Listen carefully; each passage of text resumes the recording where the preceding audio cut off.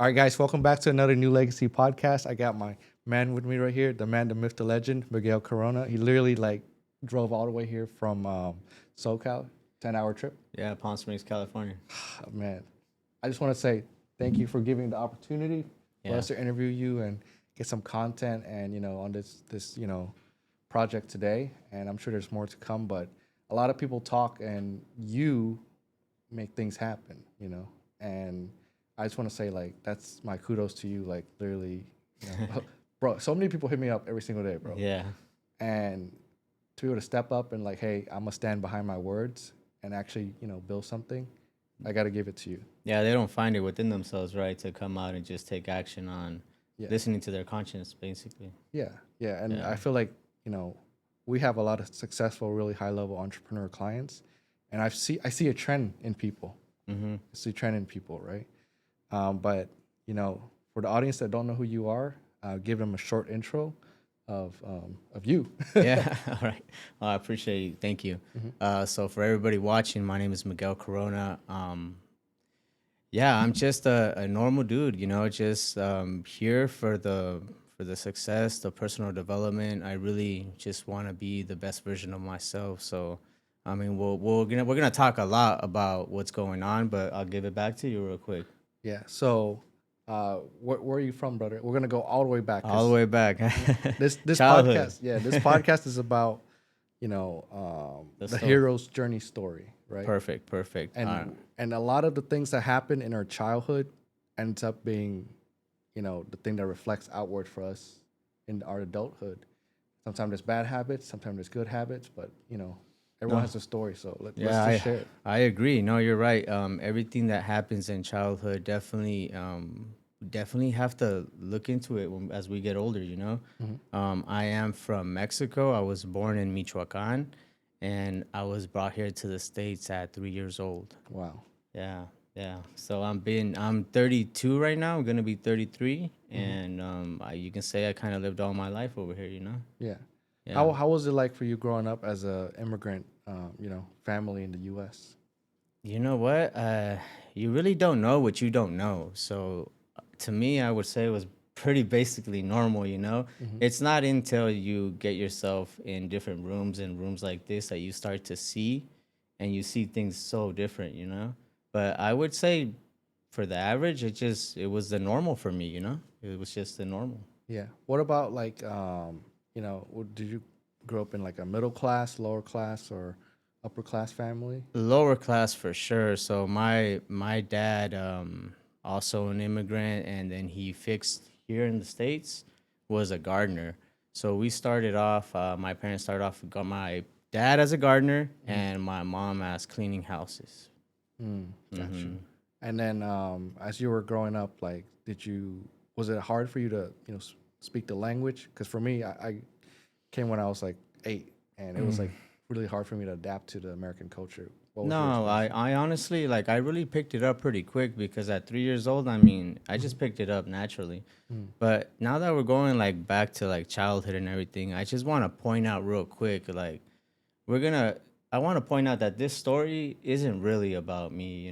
This story is a story about you, about all the stuff that we go through as childs and basically becomes our trauma. So as you guys can see, I I lost vision in my left eye when I was 5 years old because we're taking it to 3 years, right? So Yeah. 3 to 5, there's not a big difference going on right there. So craziest thing, I go to school one day and I get asked, "What's that on your eye?" And I didn't know what to say.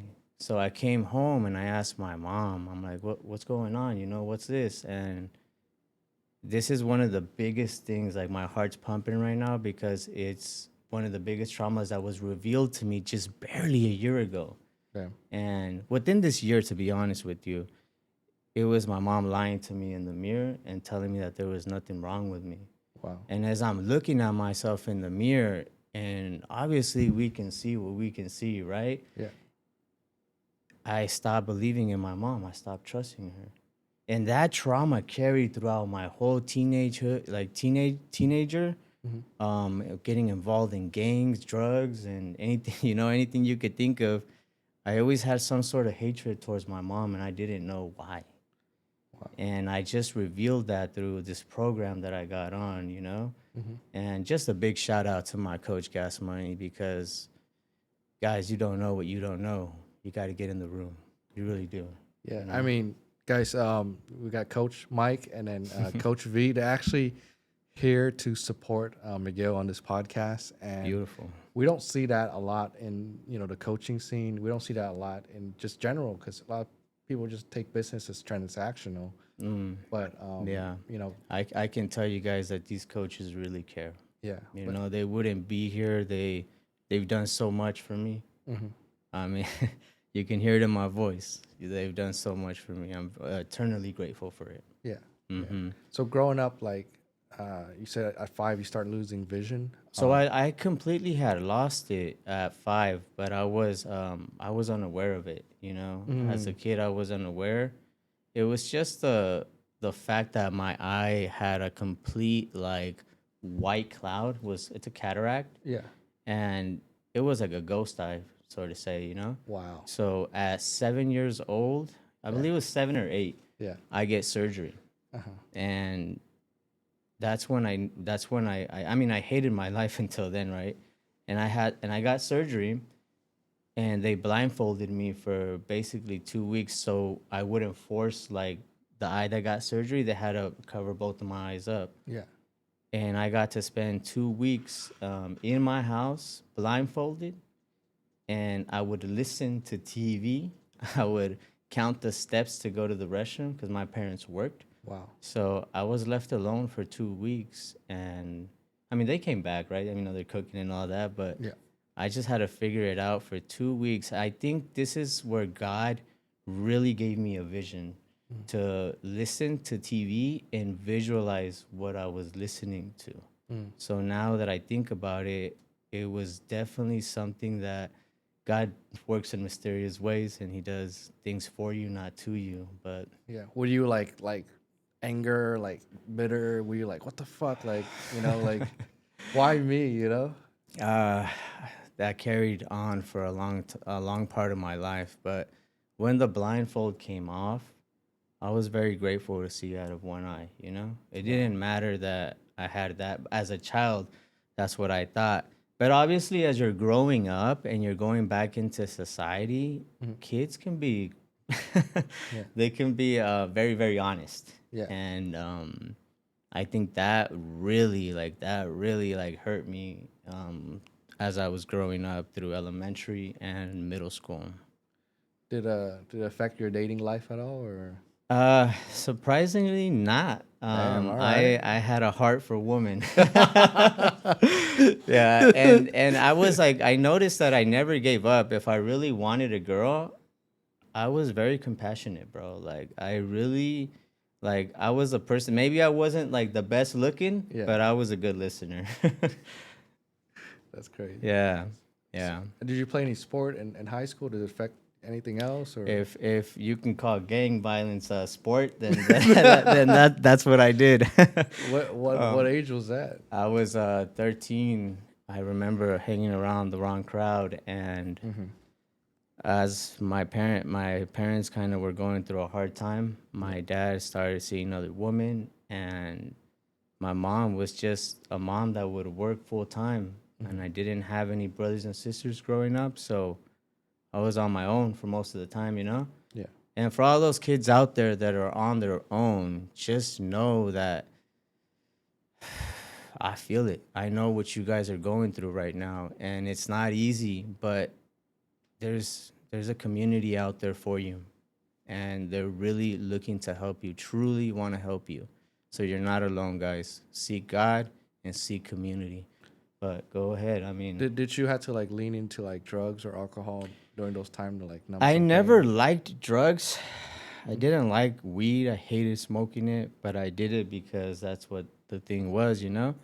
But as I was growing up, hanging around the wrong crowd, I got involved in gangs. I can remember a time I got shot at by my neighbor, and there was bullets in like the frame of the gate. Wow. outside of the house. I was getting back from a quinceañera practice, and my neighbor was from a different gang at the time, and they were going at it in the streets. Wow. And I just, crossfire right there, Yeah. So I remember running back to the van. Damn. I'm glad they didn't leave me. God knows what would have been, my story at that point. But we got back in the van and we were able to leave. But you can sense like my dad not being home, Yeah. my mom working all the time, and I couldn't even go home because I had a neighbor ready to gun me down. Wow. Yeah, it's a story, but It's definitely like a not a no, normal. it's not normal, not Yeah. normal at all. It's funny because I was talking to my mom before I came here, and she's like, we're talking about it this past weekend, and she's like, and I was like, I didn't even realize, like, if I put all of that stuff together, Yeah. I can see how God was taking care of me Yeah. throughout my whole life. And I'm only 32. 32. Right now, I'm Oh, wow. only 32, You but achieve a lot. that was at 13 years old. I got jumped in the gang. I have tatted 2 C's on my shoulders. And yeah, like I've been through a lot more crazy stories that we're not gonna talk about, but yeah, like if you're saying if my childhood was challenging, it was, and I'm glad to be here to tell you guys this story because I mean, there's so much people going through things, Yeah. and maybe this story can help you believe in yourself. We talked earlier about hope dealing, right? Yeah. I mean, the thing is like, with everything that's going on, the hard times that's coming on upon people right now, everyone is looking for someone to like guide them out of whatever that they're Whether in, whether they're looking for it or not, they most definitely need it, Yeah. And it's like mentors like the ones I got helped me open my eyes to see, and there's a need out there for helping, and that's basically what's been pushing me to really get out of my comfort zone because I know there's a need out there, and I found my purpose. Yeah. I know like you were in a gang and you were talking about like, you're going through it in there, but what are some like lessons you learned from the streets that are applicable today and that are not like, you don't get that from like a normal childhood or, you know. Oh, I mean, what I can tell you guys about that is there is no friends in gangs. I mean, I think a lot of you guys know that already, but for some of you that are going through it and you really think that there's friends in it, there is no friends. When it comes time to, like, you really need it or you're in trouble, they all disappear. They really do. They all disappear. Um, there is no friends in gangs. Like, for those, let's say, that are, thinking about being part of a gang or just like getting like acclimated into one, like what is your, message to them to like, do the right I thing? would honestly ask you guys to ask yourself a serious question and to be like, why? Why do you want to be a part of one? Why? You just gotta go deep into your why and find out why. Is there any purpose behind it? Is there any purpose behind it? Because when I think about it myself, I'm like, why did I want to be in one? Well, I didn't have a family. And I found that supposedly family in the friendship that people that we grew up, we just wanted to be cool, to be honest with you. That was it. It was never like about the life. It was just like, we didn't have it. I think we were bored. We just didn't. You guys that have kids, get your kids into sports, get them into the gym, get them to do something because if they're not doing anything, their mind's just gonna be wandering Or around. just drifting into the dark side. Yes, sir. That's what it is. So you finished high school or No, so 13, 14, I was involved in a couple shootings. Didn't go very well for me. I had FBI come to my house too at a young age and started taking pictures of me. My mom showed up that day. I remember she kicked them out because I was underage and they had no right to do what they were doing, but they were taking advantage of it. Many times I've been at gunpoint. where I was about to lose it, but like I said, God always came through Mm-hmm. and put the right people in the right position to like really just like, you know, get me out of it. So at 15, um, I was smoking a lot of dope. Mm. I was I didn't sleep for 2 weeks. One time, I can remember this day. We were chased by a helicopter. We were smoking. We were stealing cars outside of Stater Bros. What the heck? Yeah, and we had a stolen car for 2 weeks, and we were driving it like if it was, if it was our car, and we got chased by cops, by helicopters, and we were able to. I remember the cop like literally. We stopped at a street. Mm-hmm. We all got off because we were strapped at the time, and we started running. And the cop like literally comes out of his car and he says, "It's 120 degrees out here. I am not gonna be running after you guys." Damn. And then gets back in the cop car and leaves. Wow. And then we just stopped running and we came back. Some of us were able to make it home. One of my friends went back to the car, and yeah, he got caught. You know. Damn. And very close friend was the one I spent every day with. Um, I don't know what happened to him right now. I know he was. I honestly don't even know if he's living right now, Wow. which is pretty sad. But I smoked weed that night, and my dad didn't live home.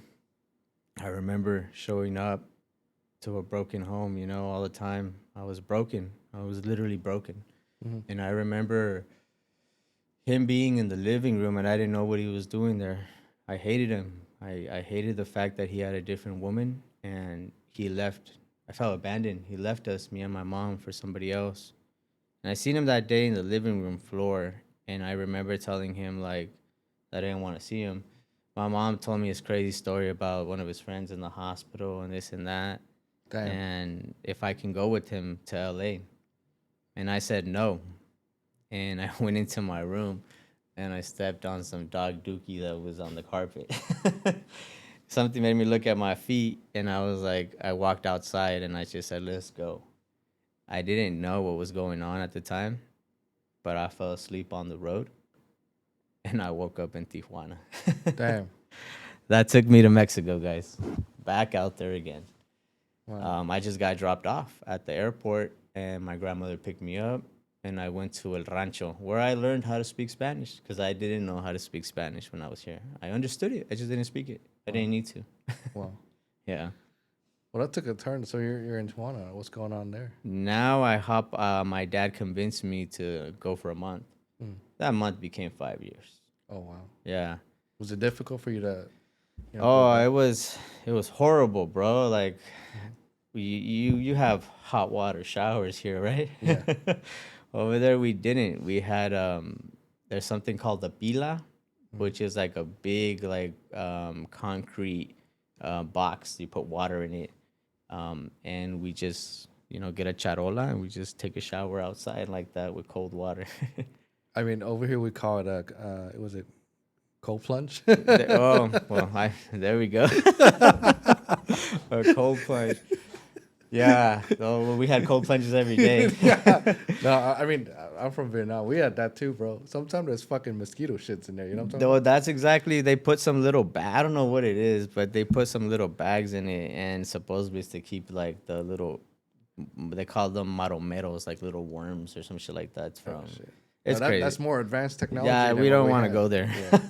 No, I mean, that's crazy, bro. Yeah, so I'm out there for 5 years, and in those 5 years, they were just trying to like get me away from the gangs, the drugs, and everything. Mhm. But like you guys know, there's drugs in Mexico too. I hear something my coach says: "Wherever you go, there you are." So they took me out. Wait, say that again. Wherever you go, there you are. And well, it was only a matter of time until I figured the puzzle out, and I found the drugs again, and I went back to them. Wow. So, I mean, that's a pretty good quote actually, and I kind of like want to expand on that for the Oh yeah, audience. yeah, of course. So wherever you go, there you are. So it doesn't matter where you go. Some people think if they can switch their environment, like they can change. But if you don't have support, if you don't have community, we always gonna go back to this. Mhm. If you don't have that, wherever you go, there you are.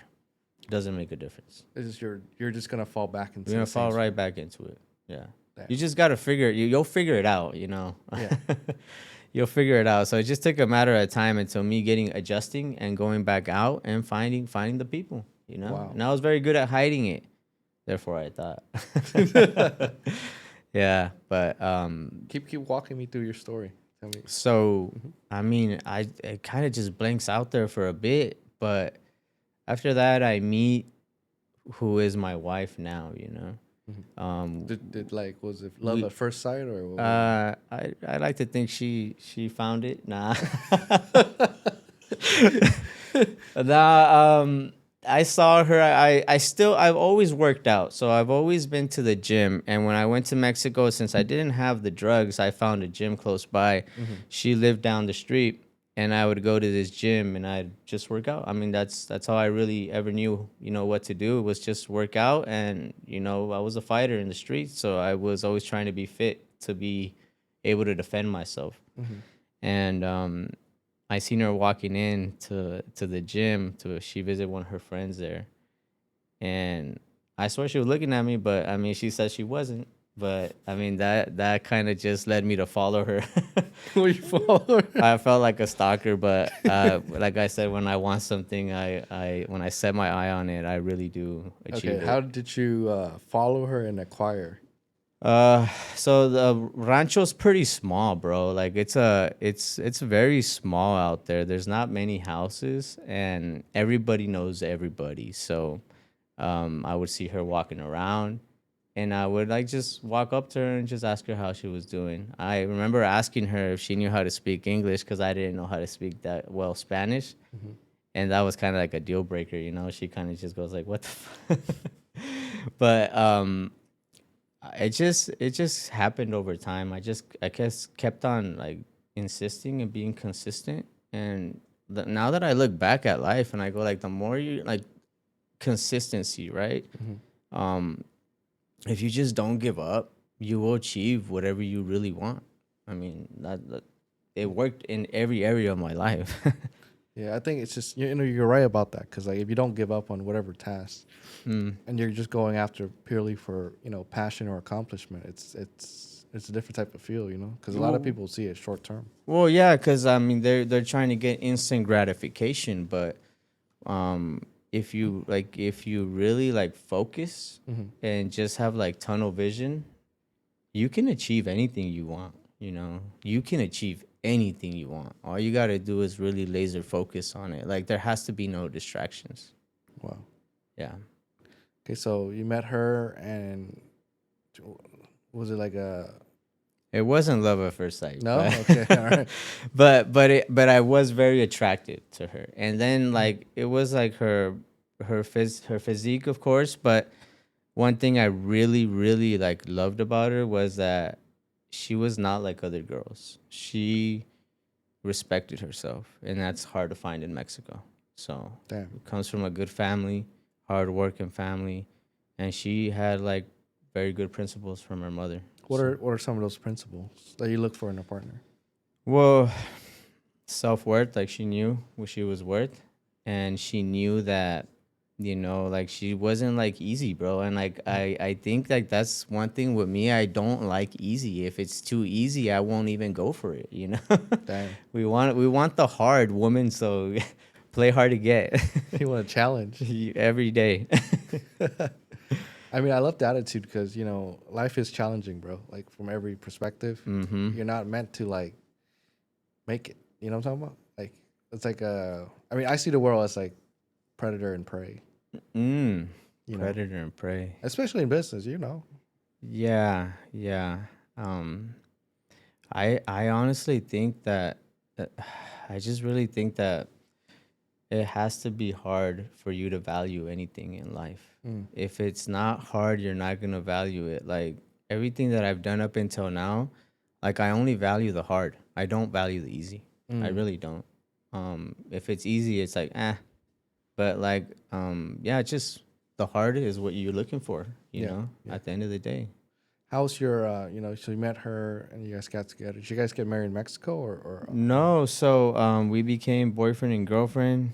Then we were together for a couple months, and we stopped, and then we kind of just went our separate ways for like a year or two, Mm-hmm.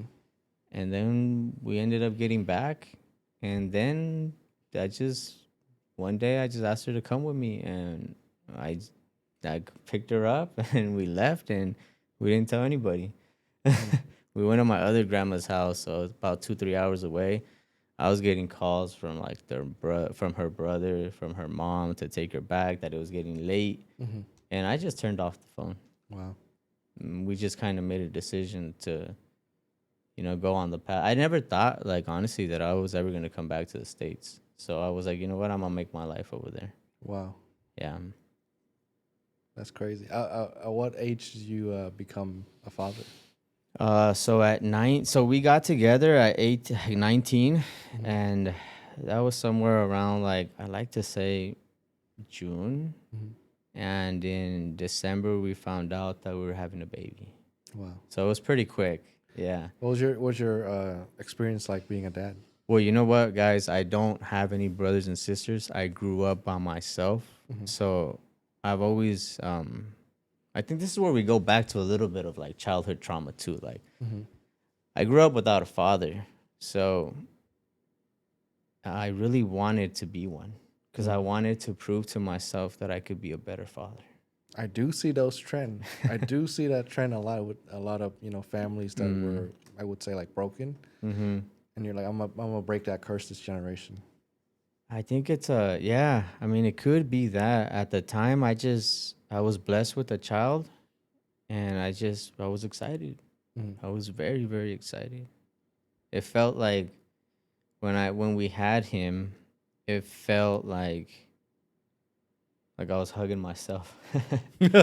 I was, Yeah, I I can really, kind of imagine that actually. I really felt it, because I was like, you know what, I didn't have that what I wanted. Yeah.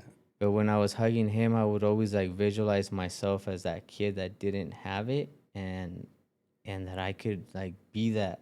I don't know. It's kind of crazy. No, But no, keep going because that is actually like it's pretty coming. deep. It's coming. It's pretty deep. deep. It's Actually. coming deep. It's always coming from the heart, because it's. I used to always get told like, "Oh, you have like so much feelings," and they kind of made me think it was a bad thing. But now that I realize it, my feelings are the ones that got me to where I'm at right now. Like just following my consciousness, and I really, like. I've been a feeler. I mean, what Yeah. can I say? I mean, I've been a feeler. I feel a lot, and I'm blessed to say that I'm a feeler. I read it in a book that the feelers are a thing. Yeah. Like there's certain like spiritual gifts, and I Yeah. think that's one of them. Are you one of those people that could sense like the energy in a room or sense like vibration in people? No, I don't think like that deep. I just think like I can feel like in what direction I should be going, I just like, I don't say I can feel other people, but I can feel like what God wants me to do, you know? Gotcha. Yeah. So I just kind of listen to the voice now and follow it. I don't do nothing. I don't even ask questions anymore. Wow. And I think that's been like the biggest level up that I've had in my life right now. It's just obedience, straight obedience to God. Well, at what age do you find that connection with God? Oh, well, we're gonna skip like 15 years. Oh no, Nah, I'm kidding. that's a long journey, bro. No, yeah, it's gonna go back to like just this past year. This past year? Yeah, just really like, honestly, I knew what like my parents taught me about God, but I didn't really. I just knew like what they thought. Yeah. I didn't really have a connection, like a one-to-one kind of thing with him, and now I do, and I'm blessed to say that I do. I really am blessed. Wow. Okay, so keep walking us through the journey. So Okay, so first kid, it felt like it was you hugging yourself, which is the craziest thing. I've never heard anyone say that before. yeah, But I could kind of like feel it and yeah, imagine it when you yeah, said it, you know? Yeah, it's so we have the first one, then so by then when we have it, we're already back in the States. Me and my wife were here. We have it. I go into a gardening job where I didn't make any money, bro. I'm serious. Like I was Were you like, a contractor or? nah, I was working for a company. It's a landscape company. I can still remember Sunshine Landscape, Mm. and I worked for them for like 2 years, but I was getting paid like $45 a day. Oh damn. Yeah, it's nothing, bro. I was living with my mom and my cousins, and we were just all like in one apartment Yeah. and just kind of like surviving, really. Yeah. I never had any money. I didn't even have a dollar to buy any. I pay rent, pay everything, and I didn't have nothing. Wow. And it was like that for a couple years. I started my own landscape thing when Mm-hmm. I was, in the journey. I started my own. I never wanted to be a gardener, but it was the only thing that really I could do and knew how to do, and just that was the only thing I could do. So I started doing that. I started making some money, and when I got the opportunity to switch to construction, I didn't think about it. I Mm. dropped all my accounts and I went to work for the man again. Wow. Yeah. So like, I mean, y'all. It seems like you're like a, always looking for the next opportunity to love up your life, and you're not afraid. I mean, you're not afraid to, Not afraid at all. Not yeah, afraid. and also not afraid to like be attached to people. I mean, a lot of time like people get attached and they kind of like end Uh, up living the same life forever. Yeah, I get to see a lot of people on the journey, and they are still like 15, 20 years into the same thing. Mm-hmm. And their life is always the same. And one of the things that I remember saying to myself, and it kept right here in my head, was that my dad came into the States and he didn't know English, and he had a very successful gardening business, very, Mm. very successful. And I was like, how can somebody with no English at all Yeah. do really good for himself? And I'm a son of him. I Mm-hmm. was like, I'm his son. So, I mean, there's no way I can stay here. I Yeah. can't stay here. And I always thought like that, like the son of my dad. So I was like, I can't, like I gotta keep going. And I did. Mm. And from then we go from construction, we go into pools. And that's where I found my sweet spot in pools. I really genuinely liked it because I got to spend a lot of time by myself. Mm. It really helped me with my thinking, because when you surround yourself in an environment where they kind of just teach you and they program you on how to think, it's not it wasn't I hated the job, to be honest with you. I did. I would come home and I'd take it out on my wife. Oh damn. I know it was bad. It was bad. But and I would tell her like I hate my life. Mm. I hate it. Cause there were I mean, I had a bad boss, bro. He Wow. was always just finding a way to make me feel bad because he knew he could, you Mm. know? And just very insecure at the time. Very, very insecure. I just kind of I like what Coach V said earlier, I had that problem where I was a people pleaser. Mm. And Yeah, me too. I had that problem too. how many of you guys have people pleasing problems, huh? Yeah, a lot, bro. Yeah, I like to think so. Especially if you come from a family that struggle and maybe like your parents or family neglected you. You're trying to like, or they're not like treating you or giving you the attention you want unless you manipulate them in a way. Mm. Then like I don't know. I mean, what's your take on that? Manipulating. Yeah. Yeah, there's a lot of manipulation going on when you're people pleasing, because I see it. I see it now. Like I tell my coach, Gas Money, I'm like, dude, like you took a veil off my eyes, and I see what I didn't see before, and up till now, I see a lot of people pleasing, Hmm. and they're unaware of it. Yeah. They're unaware of what they're doing. I feel like it's not really good for your soul too as well. Like if you're not really authentic, it just like chips away your confidence and your soul every single day. Yeah. Well, people pleasing is really comes from not knowing who you are. Mm. When you don't know who you are, you don't know your identity, you're just going to be people pleasing. So if you've been people pleasing, you got to figure the fuck out who you are. You really do. I think people got to figure out who they are. No, I mean that's actually that's a sauce. No, I haven't heard it from that angle before. Oh, I heard it from like you're just manipulating so that way like you don't get a conflict. But what you said was actually a different angle, and maybe that's like more to your story. well, I'm very passionate about what I do right now because I'm probably too passionate because I kind of do like get a little hyped up, but it's only because I know the truth and it's really sucks to see people living a lie.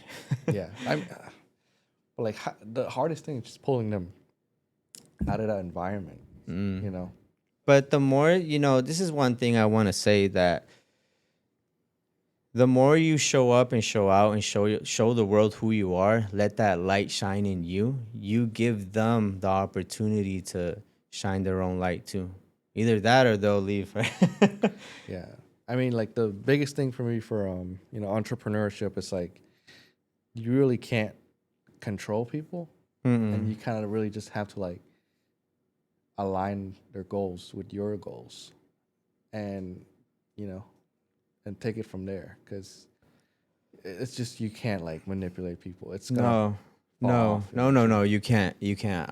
It's not good for your soul either. I fell in a trap like along the journey where there's so many holes along the way, and I fell into a trap myself where I try to change people. Yeah. Yeah, Is that a phase that everybody go through, or let me know? it's Tell me like about it. when you're found, and then you want everybody else. Tell me. Tell me. Yeah, no. So what it is that you think so? I think that you think you have control, but that's all ego. You don't have control of anything. One of the hardest things I had to learn was to surrender. And again, through the program of my coach Gas Money, I learned so much about surrendering. And I had to surrender my ego. I had to surrender the need to want to change people. Yeah, that's just the hardest, man. Yeah, but it's the hardest because there's a belief that it's the hardest. Oh. See, when you have a belief in you that something is hard, you will find things to prove it so. I like And when you let go, you're free. You're free. You're truly free, and all that weight falls off. And I think it was hard. I remember going to the calls every week with the same problem. And I finally I gave up on trying to change people. Wow. And little do you know, it only took a couple of weeks and God did his thing. Yeah, I mean, I think what's your take on karma? Because I don't think anyone could get away from anything, because I think like at the end of the day, This is one of the things that I just recently learned. And it's whatever you do to somebody, you're doing to yourself. So whatever you do to somebody, you do it to yourself. Why would you want to do something that you don't want to be done to you to somebody else? damn. It makes life very simple. Yeah, It really does, because now you just genuinely a good person because it comes back. Wow. Was there ever a time when you did help someone with something and you're like, oh damn, I'm expecting this person to turn out like this and they don't. I think everybody's been through that when we're growing up. Before we reach that level where, like I said, you surrender. I think there's a lot of that, to be honest with you, going on where you expect things from people. Yeah. You do things and you expect things, and since you don't get what you expected, then we have conflict. And in relationships, I've seen that so much. In my relationship, it's like one day I really had to sit down with my wife and tell her, like, you know what? Like, I need to know what we expect from each other, because, like, you expect me to do this, and I'm not a fucking mind reader. Yeah. I can't read minds. But like I said, yes, I think there is a lot of that. A lot of people expect, they say, it's crazy how you say that, but like people will always do that in business, Yeah. in life, in relationships. Like, you do things to see what you can get back, and that's not healthy. That's actually crazy. That's a good perspective, actually. Because stress comes from expecting something that's not there. What is stress? like again, I said, like I really think that there's a belief and stress. I learned to deal with stress by just letting go.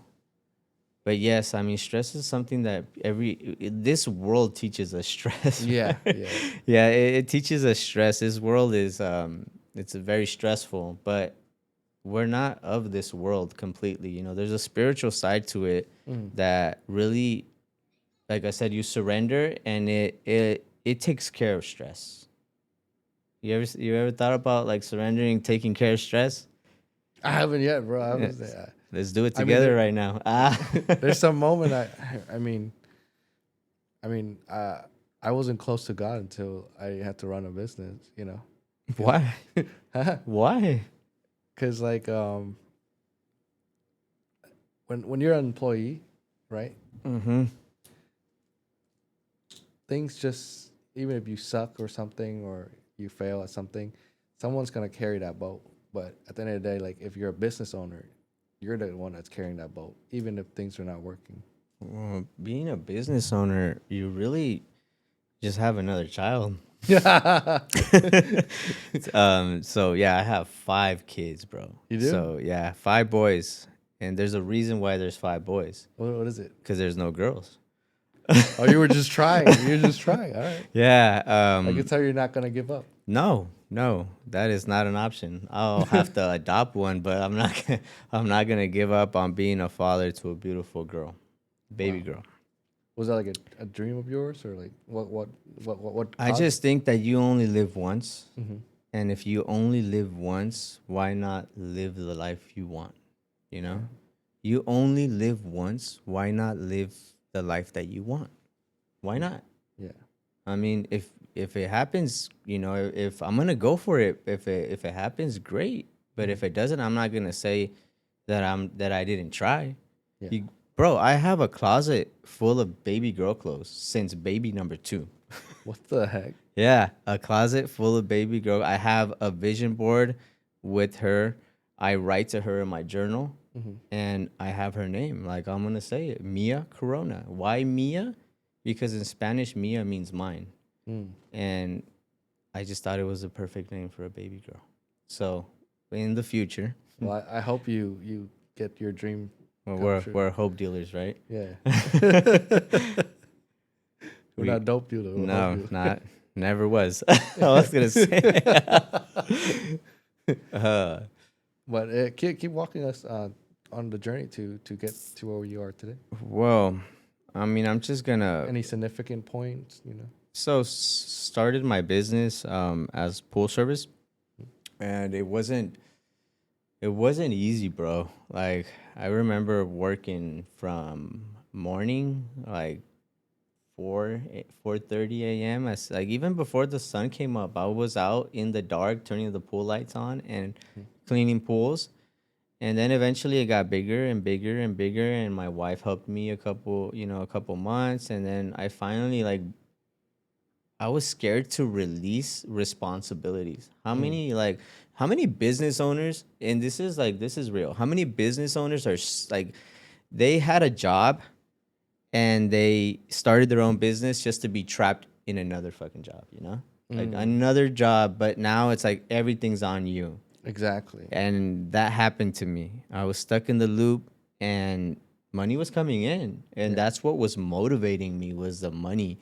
But the more money I made, the more vices I had. That's true. Yeah. Because before you didn't have the accessibility to. Well, that's where it gets dangerous. Like when you don't have it, you really how can you say that you're not like Gonna do that. you're not gonna do it, or you're not a drug addict, or you're not this, you're not that. But once you get it, then that's when the test comes. Like, what do you? It's not how much you make; it's what you do with what you make. Well. And what did I do? Yeah, I wasn't very good with money. Do you think money reveals to the world who that person is or who they are? It's definitely a magnifying glass for sure. If you're a bad person, money it'll just kind of magnify that to the world. But if you're a good person, then money's not bad, bro. Money is not bad. And I hate the way that Hispanic cultures we grow up thinking that money is the root of all evil, and it's not, bro. It's not. And we would think that if we wanted to be close to God, that we had to be poor, humble. Mm-hmm. And now I realize that if you don't have any money, how can you serve God? Mm. You can't serve, or you can't like deliver a message. I wouldn't be able to deliver this message right here, right now, if it wasn't because I didn't have, I had to have money. Right, right. So, I mean, yeah, money's not bad. Money's actually, it's a tool. Yeah, I mean, it gives you access to a stage. You know, Mm, I mean, yeah. from that's what I've seen. But like, No, money's to me, it's just a tool. Um, mm-hmm. the way I see money is that either you use it or it uses you. Yeah. Why do you think? Why do you think some people attach their identity to money? Because they don't know. I mean, I just don't. I just think that they don't know God. Mm. And when you know God, you know that God tells you, put me before anything and everyone. Mm. That's a new level right there. That's a level that it took me a while to understand, because I had to put God before my children, before there's levels to everything, right? Mm-hmm. So I had to like let go of me being like attached to the money first. Mm. And then I was able to get rid of that. But then I got attached it to so many other things. But when you know God, you know that He's first. And a lot of people like to say that a lot of people say, oh, God first, God first. I used to be like that too. And I didn't put God first. What is God? Is it fear or is it faith? Mm. And a lot of people have fear. And I mean, and it's okay to have fear, but you have to like overcome it. Yeah. What am I doing right here, right now, is I'm overcoming certain fears that I had from trauma from childhood. And that's exactly what I'm here overcoming, so I can help other people overcome what they're going through. Right. I didn't even know, man. Like a lot of people, and you're doing a phenomenal job. I can't even tell that you're. That's my first time. Yeah. Oh, it's your first podcast? Yes. Yes, Okay. sir. Nice. Well, we both are blessed. Yeah. I mean, for me, I like to learn about people's story and kind of like I'm gonna get to live many different lives because, dude, the stories. Yes. I don't know. Yes. Like, I feel like fate put me in this spot, to like do that. Yes, of Um, course. But it's a very rewarding to see someone like fought out their battles and decide to be a good person. Mm. Because you cannot be a good person. Yeah. Yeah, I know, of course. Going back to the story, Mm-hmm. I just want to kind of fast forward it to a year ago. Mm-hmm. I just want to like share where I was at a year ago, Mm-hmm. because I feel it right now that I should talk about that. Mm-hmm. And I was broken, bro. I had already hired a coach, Mm-hmm. and I signed up for the high level program. Like, I didn't even bother with the standard one. I went straight to I think on his program it's called Celebrity. So I went straight to a Celebrity. And no, bro, like he hyped me up, Mm-hmm. and I was hyped up for a bit, and then it fell down. I fell down to the peer pressure, to the same get-togethers, the same environment. I didn't have a chance, bro. I didn't have a chance because I didn't have God. I didn't know God, Mm-hmm. and I didn't really get much help. It wasn't a fit, bro. It wasn't a fit, and I came across a decision. I had found somebody that I really admired, and I was looking at his message, and I was looking at like how ripped he was, to be honest with you. I really looked at that, and I was like, he looks strong. He looks confident. He looks like he got it under control. Mm-hmm. And I saw all the areas I was lacking in. His light revealed a lot to me about What you could have been. what I wasn't. Oh shit! All What right. I wasn't, and I really wanted to embody that. And I'm like, the coolest thing about it though is that I think I reached out at a perfect time. Mm. He had a call and he invited me to a Wednesday call, and he gave me a voice. He gave me an opportunity to speak what we're speaking, my story, and I didn't have that before. Yeah. I didn't. Usually, the other coach would just come in for 30 minutes and just kind of like what we need to do, and then see you later, bro. Yeah, it's like more transaction. Transaction, yeah. Yeah. But he actually listened. The call went on for like almost 2 hours and a half. So I was like, whoa, like we're getting a lot. Everybody had an opportunity to speak. Yeah. Um, and I felt at home. Mm. My soul felt like my spirit and my soul. I don't know what it was. I didn't know what it was at the time. Right. But I felt like it was calling me. But I was still scared to make the transition because I was still with the other coach. Mm-hmm. And my insecurity, I didn't even know how to tell him, to be honest with you.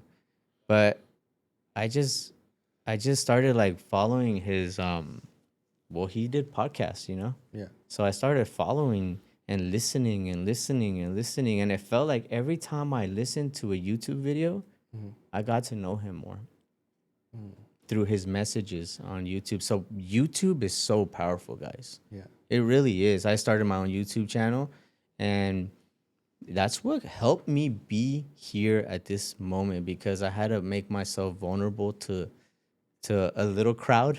Yeah. But it wasn't even for them. It was for me. I had to see myself as a person that would get behind camera. And yeah, I mean that's I started listening to Coach, and I signed up. Mm. It took a while. I'm not gonna say I did it right away. No, it took a while.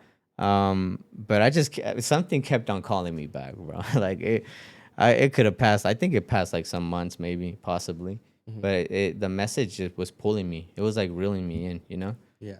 So far, it's been an amazing journey to with you, but I think like you said certain things that you have to like work on yourself really hard to actually understand what you're saying, because I talk to a lot of high level entrepreneur or big level people, Mm-hmm.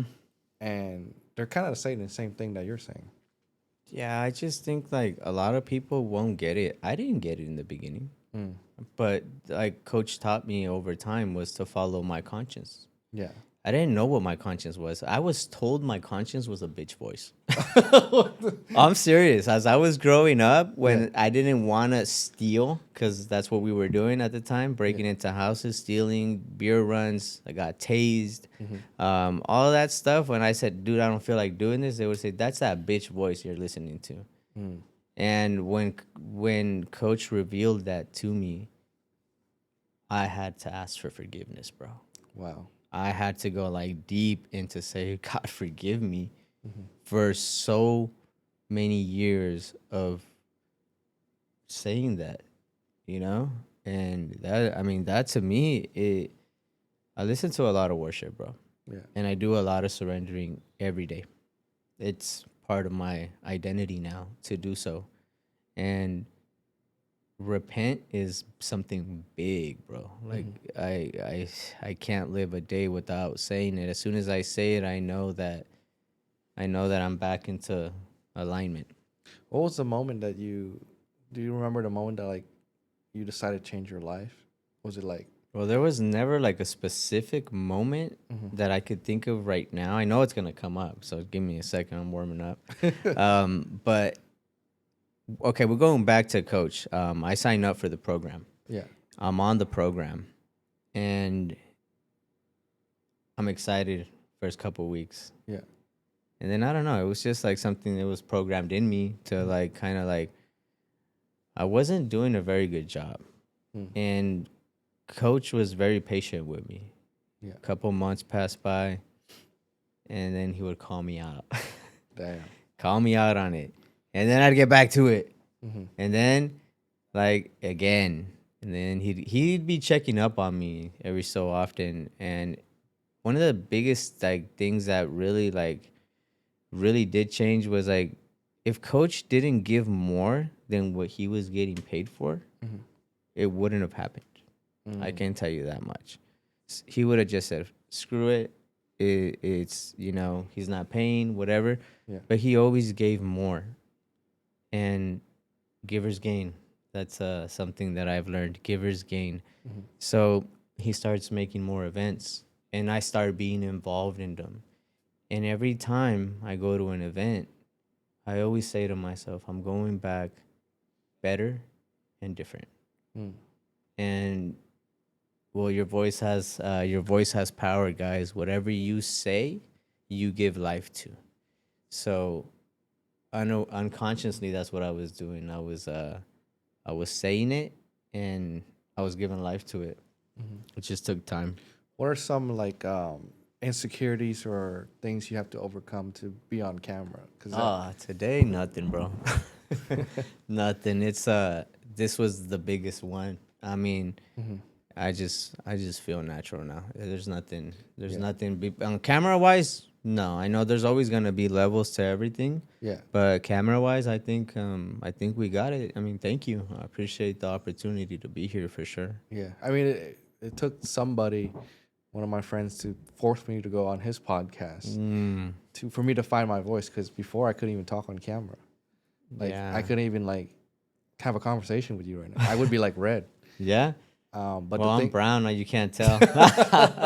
no, but the thing is like, the more confident I get on camera, that means because I'm doing the work behind the scene. That's big right there. What you just said, the work behind the scenes. Yeah. So going back to the program, every time, though. Okay, so this was it. I remember now.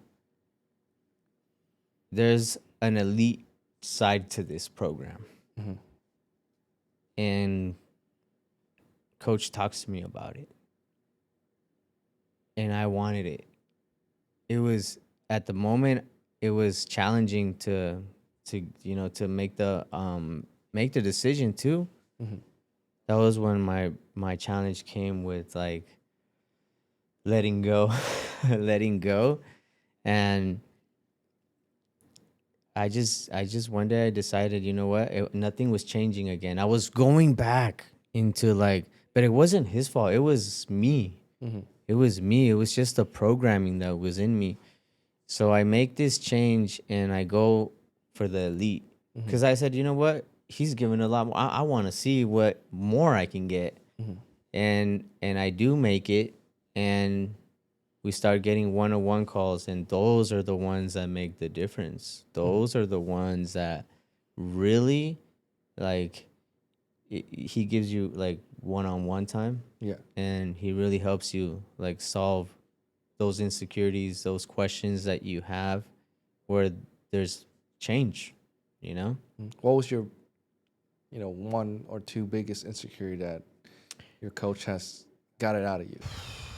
Well, obviously being here behind camera, but the biggest one was my left eye, right? Like just accepting myself in the mirror, because I would stand in the mirror and I always like yin and yang came to my mind, like dark side of the light, and just kind of looking at the negative, and I would focus a lot on the freaking negative.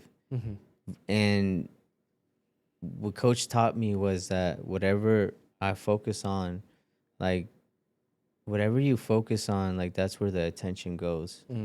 And it takes somebody willing to want to reprogram, because you can have all the help in the world, bro. You really can. Yeah. But if you do not drop your ego and you do not want it as bad as you want to breathe, I heard that one time. I didn't understand what that meant. Yeah. But now I do.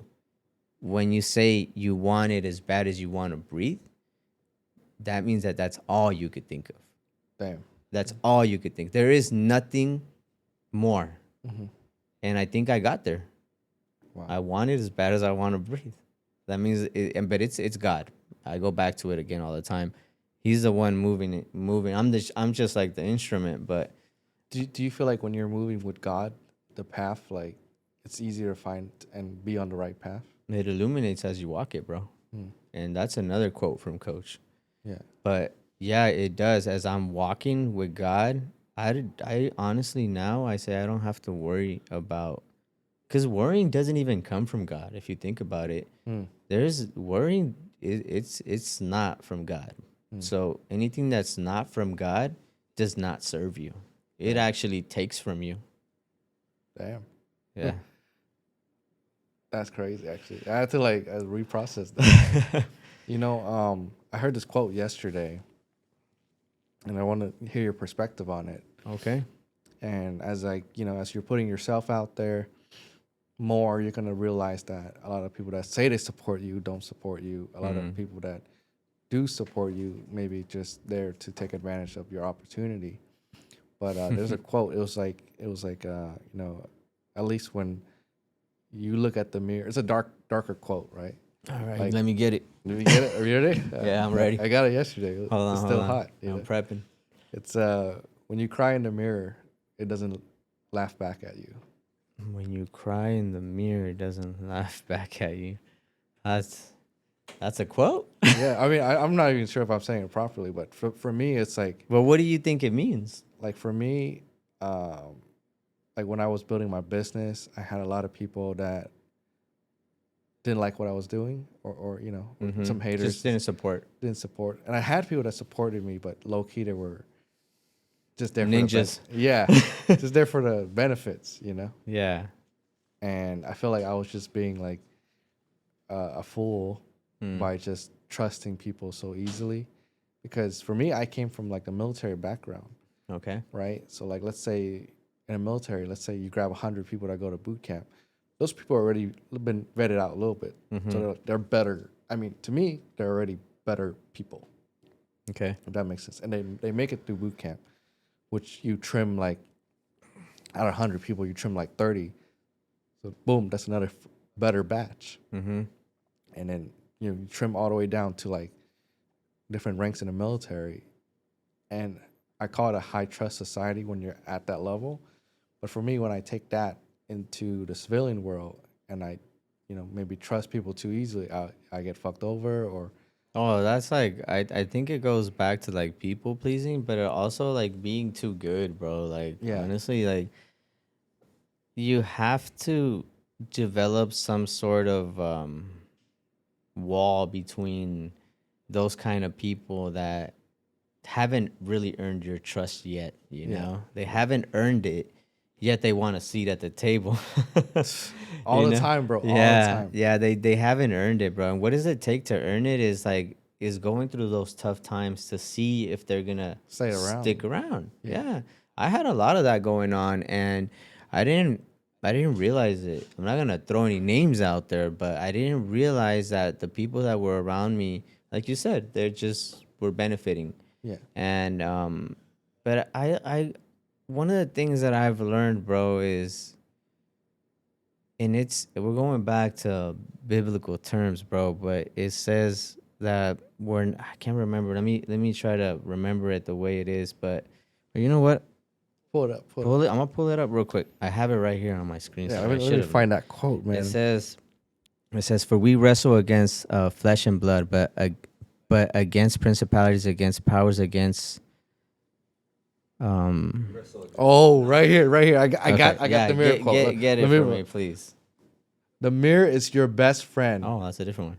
Okay, go for it. Because when you cry, it never laughs. Charlie. Oh, okay, I get it. Charlie Chaplin? I get it now. Yeah. I of course. butchered it earlier, but that's Yeah. kind of deep. We listened to that yesterday, right? Yeah, Was it yesterday? no, that is deep, because oh man, I got it. Like, it's not gonna laugh at you. It's gonna be there for you. It's gonna cry with you. Yeah. I mean, if it laugh at you, then maybe that's a different paranormal activity, No, we're not talking about that. Yeah, but shit, man, fucking. Yeah, but the one I have was basically like that we don't wrestle against flesh and blood, but against like negativity, like basically like evil forces. I don't know. I'm not saying it right, but what I mean is that I don't when somebody's doing something that they're not supposed to be doing, I don't take it personal anymore because I know it's not them. Mm-hmm. I know it's like those evil powers, bro. Like it's just like, well, I'm just gonna say it. It's like it's the devil, bro. Mm. You know, it's the devil that uses people that are not aligned. Damn. People that are not aligned, that are unaware, will easily get used. Yeah. And I just before I used to like hate on them because they were hating on me or Yeah. because they didn't support me. Yeah. But now I just pray for them, bro. That's it. That's my answer to that. Like me, I feel like I wasn't alive 100% until I started to become an entrepreneur. Like I feel like I was just living through like the motion, you know, moving with the motion. You know, like the swarm of fish, Mm-hmm. and you're just swimming with the spawn or whatever the swarm. It sucks being there, bro. It Yeah. really does because uh I it feels like a different life, you know. It feels Yeah. like if it feels like it was on a different life now that I was struggling like that. But because I've been my business I had my business now for 8 years. Uh-huh. And That's a long time, bro. yeah, Most yeah. people don't make it past 2 years Ooh, yeah, yeah. or 3. But those 8 years have taught me a lot of. I think when you have a business, like you said, that's when faith comes. Yeah, Yeah. it has to because business operate on faith. For real. For reals, bro. Like Yeah, for real. Like yeah. If you don't have faith, you probably don't have a business. yeah. Yeah. And people don't understand it. They think it's all logic, number, No, technical. people are waiting for the perfect time to do the things, and there's never a perfect time. The time is always now, whether it be in the past, it was now. When it was in the present tense, it's now. And when it's in the future, it's always going to be now. Damn. It's always going to be now. So now is the time. Presence. Yeah, I think like being in the present and like actually trying to win in the present, because there's always, you know, some people when they procrastinate, even myself too. I'm always, oh, I'm gonna do it tomorrow. But I'm we gonna do it we get comfortable, bro. Sometimes we do, and it takes like it takes knowing. I mean, to me, like I said, I always go back to coach because he keeps me on my toes. Yeah. Like his program keeps me on my toes. I'm honestly, I really think I'm gonna be in it for life, bro. Yeah, Because it's like if we start to like drift, we can easily go back into the and life that we and you're had. not even aware to like No, control it. But that's why the calls are so important. That's why surrounding yourself with the right people on a weekly basis. And I mean, the reason why I think I changed, bro, is because I got my Monday calls with my team. I got Wednesday calls with coach. I jump on those Saturday calls, and then I got the one-to-ones with coach. Bro, like I'm making this more like positive than negative, you know? I have more good days than bad days if you can. Yeah. I mean, I honestly think I have like amazing days every day, bro. Wow. But I honestly think I do. I just Are you on like a morning routine kind of ritual thing type? Oh, or? bro, me and my family, we get up at 2:30 in the morning. Damn. We hit we get ready. Kind of scared to be part of that Oh, family. bro, it's only a belief. It didn't start like that, but as I started to level up and to adjust my life, I had every time I came with coach, I always looked at my life from a bird's eye view, and I would say, you know what needs to change? It's like a self inventory, bro, that you take on yourself, and you start to say, okay, what needs to change in order for? Because like I had somebody earlier say, what is insanity? Because like, isn't it doing the same thing over and over again, expecting different results? And I was like, well, there's always gonna be levels to that. When I look at myself now, we can get caught up in insanity, bro. We can get caught up in insanity. It doesn't matter what level you're at, you can get caught up in it.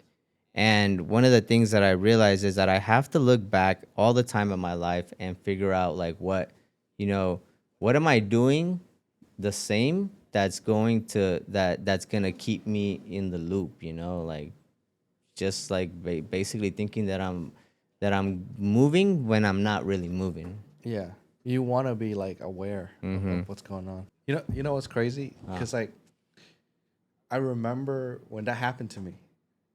Like What happened to you? like you just said that. Like I feel like the new me. Oh, okay. Yeah. Like you Like embody the new you. like I don't know what it is, but like I feel like I didn't own my life until I started my business and having to face all of the whatever I was avoiding because Mm.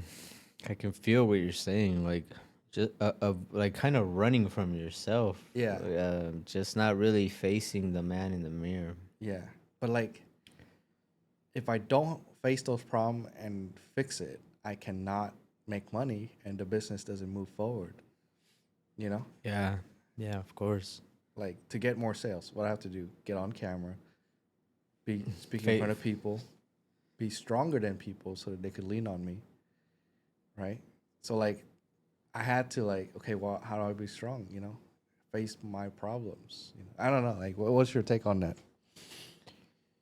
Oh, bro, you hit it. You know, Yeah. you hit it on the head. You have to be strong for others. You really do, because a lot of people don't have that strength, and they rely on somebody for it. Yeah. And for us to be the pillar, bro, I think that's amazing. You know, really to like have somebody be like, "You're my rock. You're my strength." Hmm. And it always goes back to like reveal yourself to yourself. You Yeah. know, I that quote just came to mind, but reveal yourself to yourself, like who you really are. Sometimes I would think that I was that person, but it really is a story that you tell yourself, bro. Yeah. It's like you can continue to say you're scared, you're weak, you're not that person, or you can reframe that and say, you know what, like who does God say that I am? Hmm. And to me, it's all God, bro. All Yeah. God. He saved me, and now it's my purpose to help others, bro. Yeah. Yeah. I think that's very noble cause because when you help people, sometimes you have to challenge them, and it doesn't like look pretty all the time. You know And what I'm they, talking? they they don't like it either, bro. Yeah, they don't like it either, but then they thank you 30 to 90 days after. They do thank you. That Yeah. they do. And when those thank yous come in, Hmm. mm, yeah, those thank yous come in, it just it was worth it. Yeah, Yeah. I mean, like for me to be honest with a lot of people, it takes a lot of courage to actually help them. It takes a leader. Yeah, I have Mm-hmm. to like really step it up and be like, hey man, this not gonna work unless you have to face those things you're avoiding too. Because I feel like in the society we live now, like a lot of people got soft, and then you know what I'm talking about. Then it's like a song that's not going in the right direction. Yeah, I think there's just a lot of lies, bro. Yeah, Like a lot of people are accepting lies on themselves. And I think it always goes back to your circle. Like, mhm, who are the people you hang out with? Those people that hang out with, you adopt. yeah, You adopt what they do and how they think and everything. So yeah. sometimes, like, I bet you had to walk alone for a while, right? Oh yeah, I mean, look at me, bro. Like, there's not a lot of Asian people doing what I do. You know what I'm talking about? Oh, bro, you're a legend, though. Yeah, like, I literally got a text from somebody as I was coming here. uh, They seen you in the content, bro, and they go like, "You're with Zune? yeah, Oh, you're with the best." yeah. I mean, like for me, bro, like social media, a lot of people like they buy their followers, they buy their Hmm. stuff and stuff like that. But I don't. I don't have a lot of followers on my personal page. I do have like a clipping page, but that one Hmm. is like just because it's volume, right? Hmm. That one has like 160K follower on it, just organic. Hmm.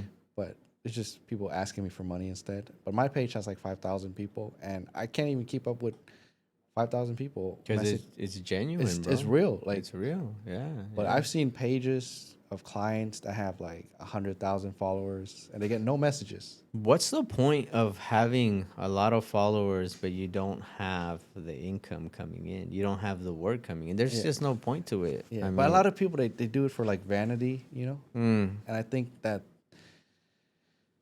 it's just like another manipulation tactic to get something out of people. Oh, I have this amount of followers. Let me sell you this. You know what I'm talking for about? the people that are coming in and that they're new to social media, That might fool them. it will fool them. Yeah, It will. I but mean, they got me at the beginning. yeah, but the thing is like it doesn't last. It doesn't, because it's like it's one sale or two possibly, but then you see that they're like they're fake accounts, bro. That's what it really is. Yeah. And it's like I don't know how they do it, but I did it one time for my dog business. Yeah. I got instantly like 5K followers. God knows from where they were on Earth. It had nothing to do with genuine. Like I never received a message from anybody. Wow. But that those burn your account too. And I think like it's just the message of doing right for the universe. And you said it like you get what you put out. If you put out fake stuff, You'll get fake people. you get fake people back.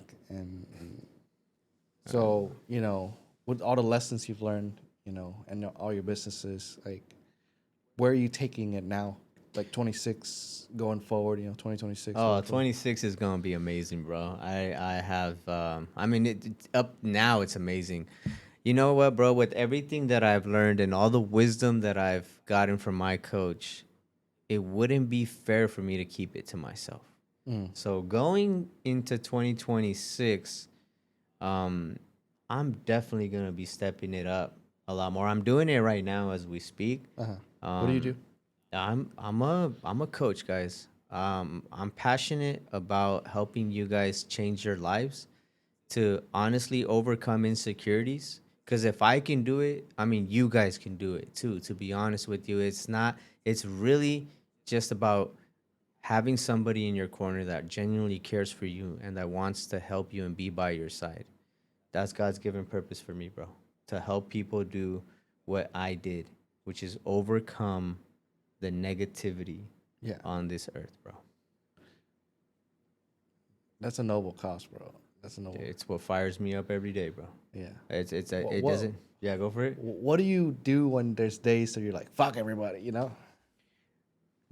I don't let there be a day like that because that's what structure helps you with, bro.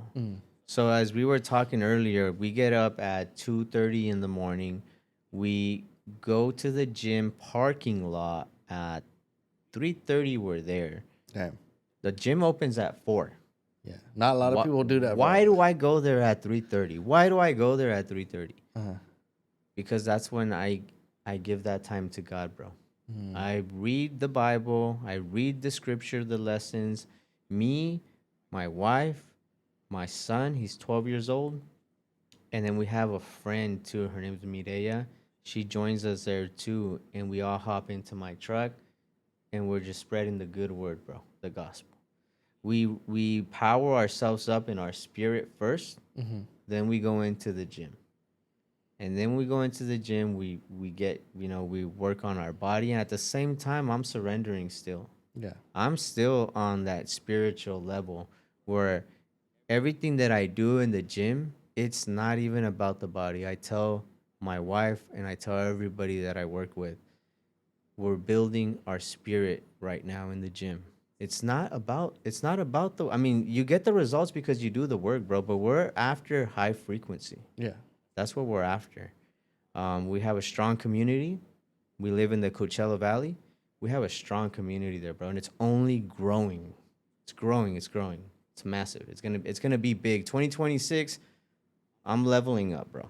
I'm seriously thinking about a gym. It's been put into my mind to open up my own gym. Really? Yes, yes. So I'm following that.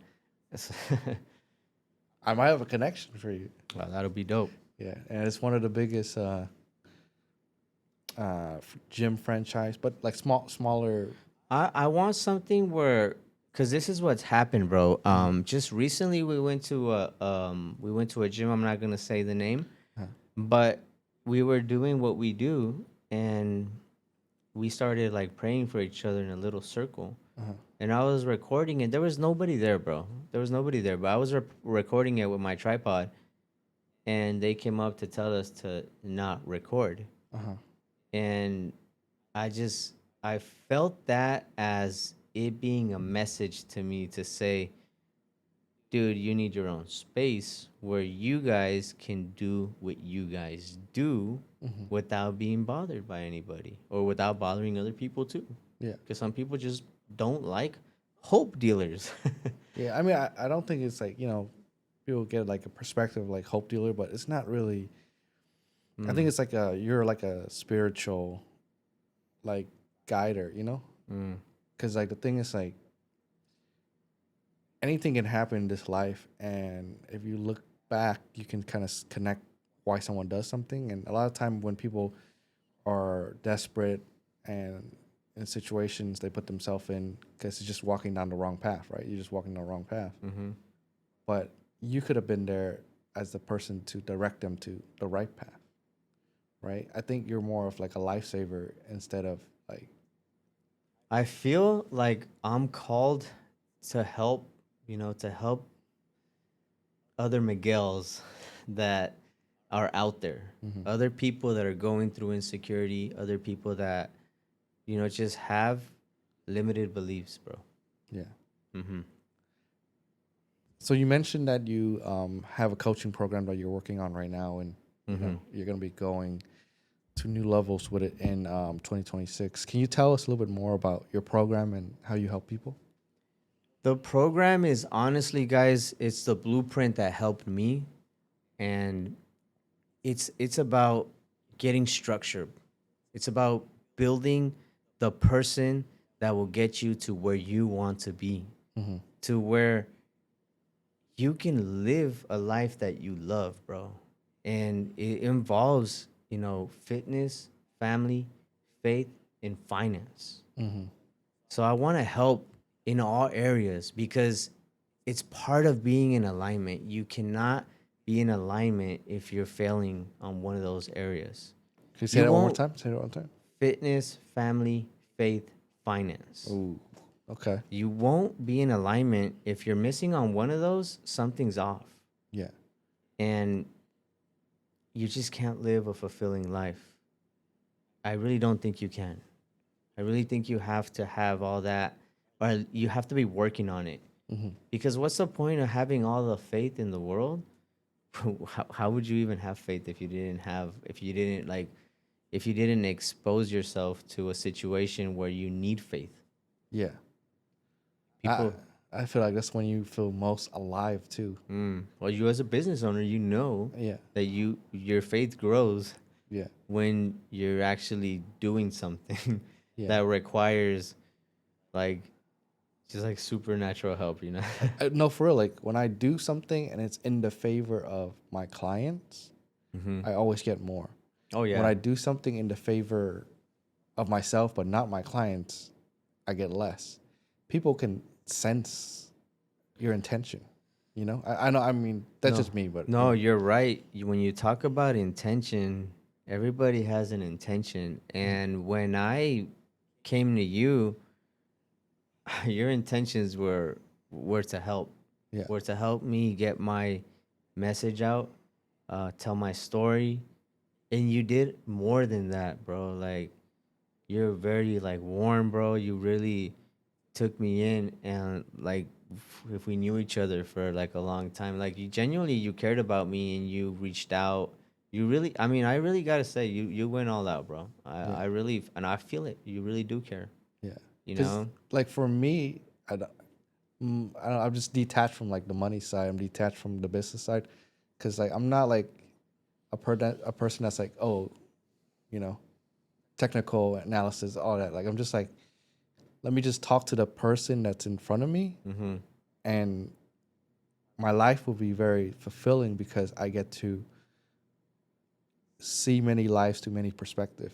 You said that earlier, and I was pondering on it. Yeah, because I was like, today I get to live as Miguel. As Yeah, a journey. yeah. No, as we're telling my story, bro, I feel like we went down memory lane, Yeah, like we're just like strolling down Yeah, the path. the path, and I love that because that's the same way I feel when I read books. hmm When I read books, I could be in my room and I feel like I'm exactly where that person was Uh-huh. because I'm seeing it through their perspective.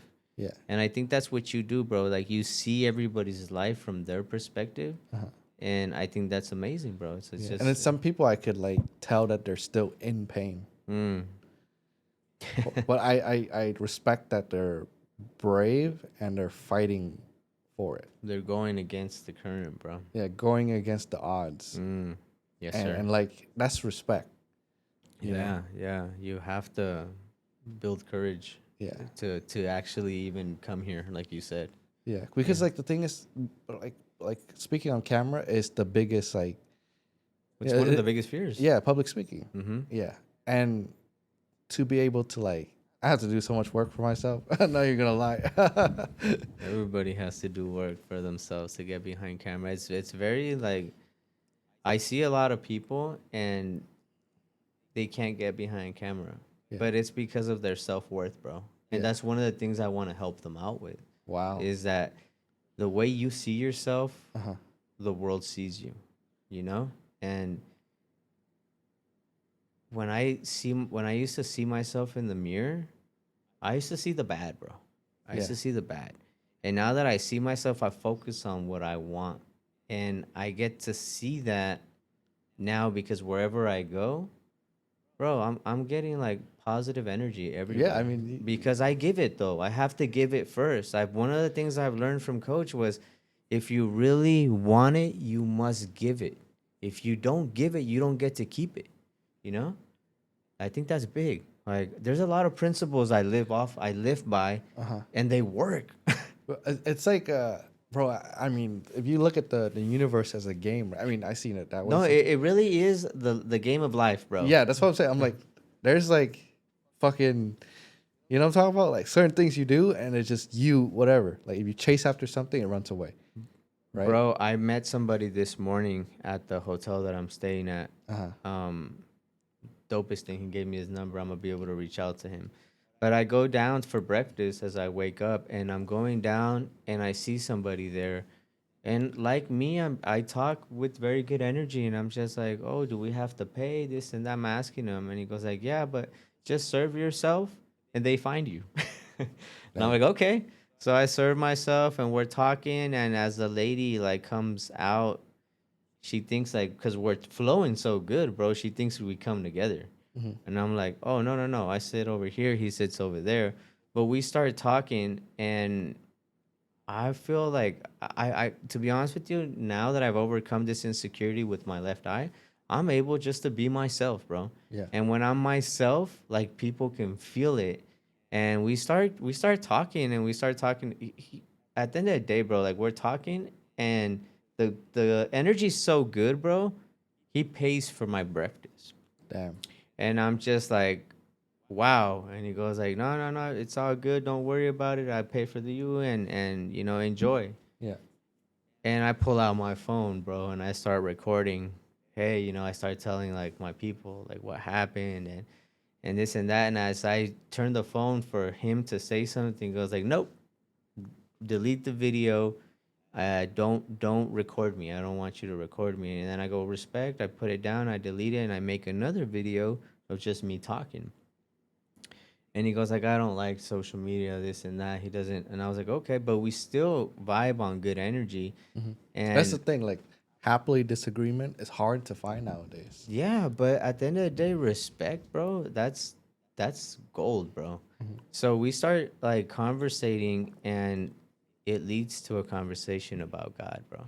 Yeah. And it leads to like us both opening up. And what he tells me next is so crazy. He told me a lot of stories, and Mm-hmm. they're all based on faith and about God. But the biggest one that hit me was that he said he was crippled, like he could not walk, and doctor said he would never walk. Yeah. This man's standing, bro, getting his breakfast, Yeah. and I'm just like, okay, I want to hear this. Mm-hmm. And long story short, bro, but he was healed, Mm-hmm. and he's walking.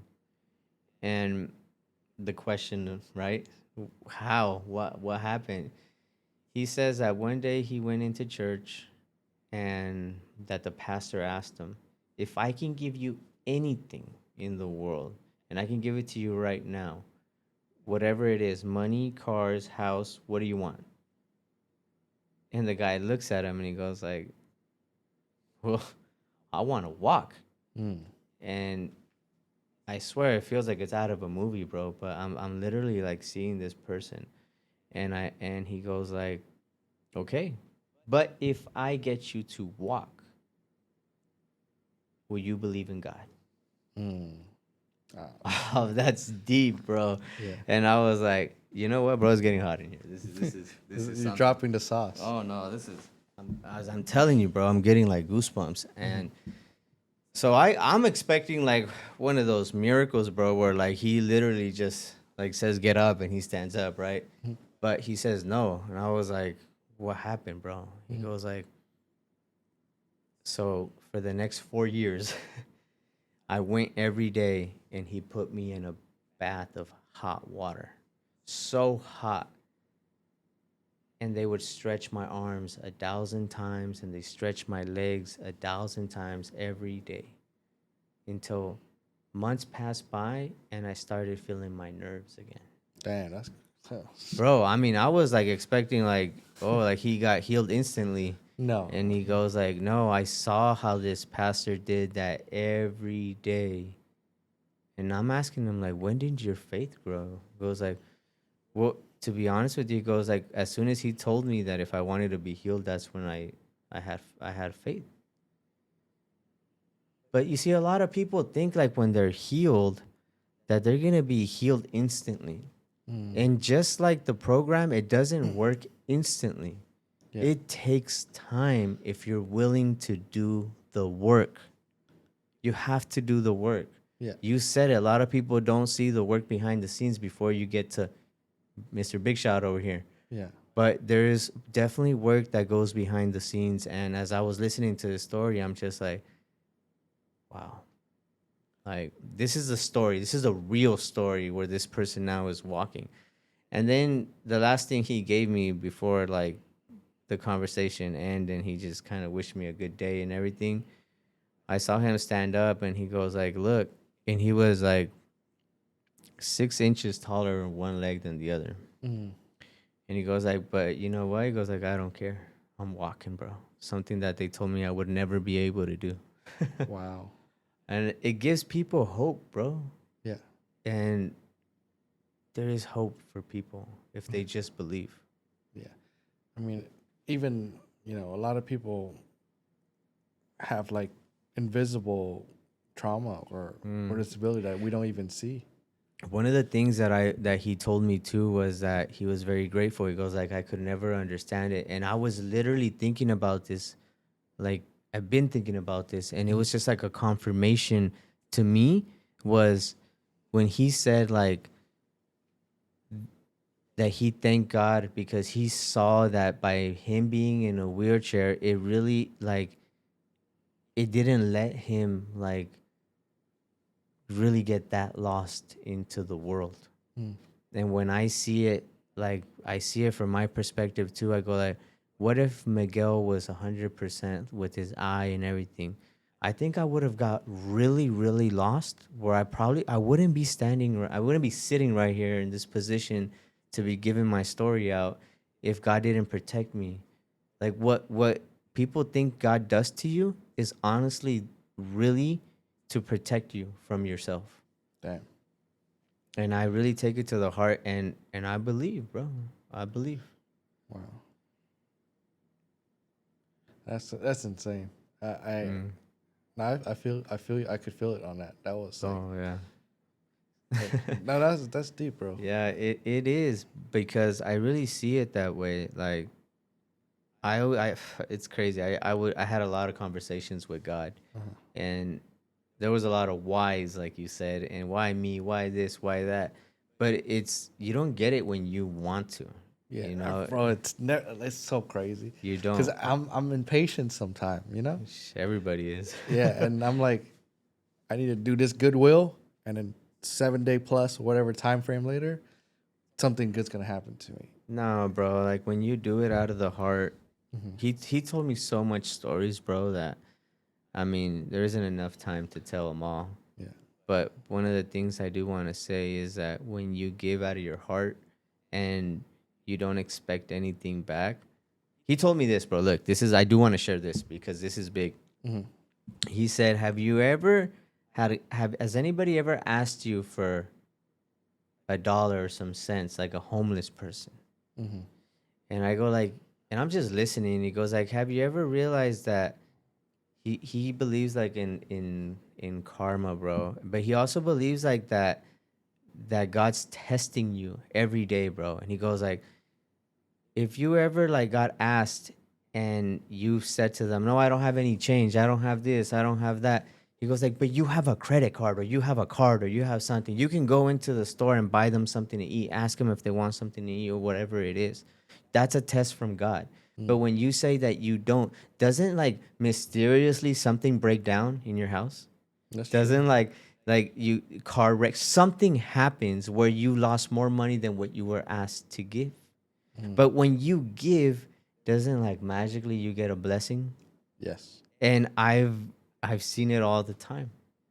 And it's funny because everything he's saying I live by, but he doesn't know me. And Right. as I'm listening to everything, I'm like, if you knew how I lived and how everything, you would know that. But it was just a message from God. I think it's like there's a universal truth Mm. that we all know, but it's not like we're telling each other because it comes from like lessons and trial and tribulations and Well, I think it comes from like a lot of people just focusing on themselves and not on other people. Like you said, mm, when you're here, you're focused on the person in the chair. You really want to, see their perspective and stuff. yeah. But a lot of people are just so much focused on their problems and not on helping other people. There's Yeah. always somebody less fortunate than you, Wow. and you can always help. You cannot say that you can't. There's always, when you get asked, just ask yourself, can you really help? You got to ask yourself that, because I can tell you, like, every time I get asked, I don't always pass the test. But now that I got this message from him, it's like from here on forward, Hmm. I'm all in, baby. Damn. Yeah. I'm Uh, going to be tested because I spoke on it. yeah. No, bro. I was tested on the. I don't know if you know, but I ran across America like Yes, last year. yes, yes. I saw that. Bro, that was like A test. that was like a crazy test from multiple angles. I was attacked from all direction. Mm. You It's a know. mental game, right? Yeah, I mean, like I had payment processor hold money that was supposed to be for the trip. Mm-hmm. Halfway through, we're at $0, Mm. and then I had to like will some magic and made it happen. Because I was only planning to do like a cruise walk, 20 miles a day, and then at the end, I was like, "Oh shit, we got $0 in Kansas. We need to figure something out ASAP." What'd you do? I did some deals, Mm. sent my team out, made it happen, and then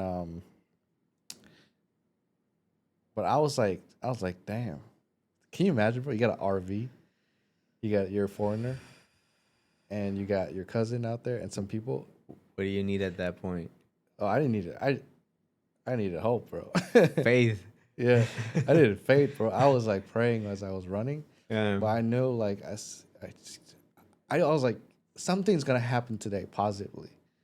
Something's gonna you were happen. expecting it, Yeah, I was but like, at the same time, you were being tested through it. oh yeah, I was like every day I was like something's gonna happen today. That's Yeah. positive. Some And it always happens towards the end, and right? bro, why does it do that, bro? It's such a Because it's stretching your faith, bro. It's bro. it's uh it's yeah, It yeah. comes like 2 seconds right before everything falls apart. When you're almost ready to give up. Yeah, and it's not, bro. And even like at the end, I had to do like 30 miles a day for like I think like a month or so. Was that trauma? Bro, that was like crazy. I was like, and bro, it was called the Abolitionist Mountain. I don't know what it's called, but like near New York. Mm-hmm. So like coming out of Cali, it's like this, and it's just flat all the way to like near the East Coast, Mm-hmm. and it starts to have crazy mountain ranges. I was like, I'm dying over here. I was like, yo, that like how like movie they save the climax for last. Yeah. I was like, 30 miles a day in these conditions. Fuck it, I'll just do it. I was tested, bro. That was like the most tests I've ever had. Yeah, But that's but the thing is, it was in my control. I could control moving forward and that. I mean, that's challenging, bro. Yeah, To run that much, bro. Like yeah. But I like, I run 2 miles and something, and I can't walk for 2 days. yeah. But the thing is, like, I feel like it's fate. Like maybe God had a fate for you to be aesthetically disciplined. Mm-hmm. And I don't know. I think he just put that in my journey. Maybe he's preparing me for something else. I'm No, not. he definitely is. Yeah. You just gotta ask what. Yeah. I was like, why that test? But I passed it. You know, the thing Yeah. is, like, I didn't like. Some people would cheat it, but Mm-hmm. I didn't cheat it, bro. Because I didn't do it for the world. I did it for me. But how did you feel when you came on the other side? Bro, it just feel like coming out of jail, bro. What you talking about? I'm in prison here, I guys. was like, oh, Freedom. I could finally, like enjoy life. But the Mm-hmm. thing is, there's so many like lessons and values that I got to reflect on that we didn't have, like in our busy everyday. Yeah, I mean, at that point when I can remember when I was running, Mhm. and I'm not running like you, bro. I'm Yeah. running I mean, a I'm lot not better. running. I'm not a runner either. I was like, it's like a sightseeing tour, bro. Yeah. I just want to say I did it. That's it, Yeah. Yeah, it becomes a mind game, bro. bro. It It does. was. And there was one moment I was about to pass out. I was like, God, if you're real, let This it would be. be the time. This would be the time. Let it be win, and it go whoosh. I was like, whoa. Let's do it Keep one more time. Whoosh. keep going. I was like, all right, I'll keep going. No, for real though. Like that was actually like a That crazy. I happened. actually told my cousin. He was like, what the fuck?